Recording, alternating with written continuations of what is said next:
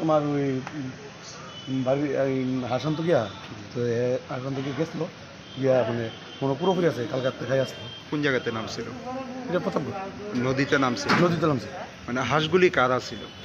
হাঁসগুলি হাঁসগুলি তোমার আমরে আসলো ওই যে নদী দিথায় আনবো আনবো করে করতে হেবি গেছিলাম।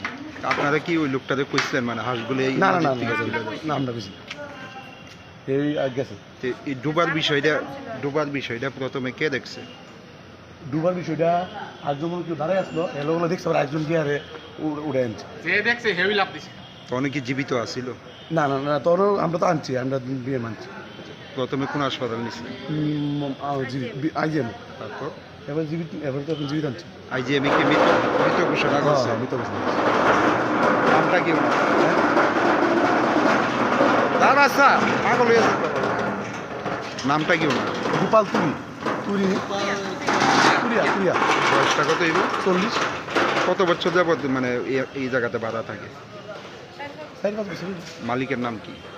আমার নাম রামাবতী সাহ। উনি কি এই বাড়িতেই থাকে? না এনে থাকে না এনে বিহারি।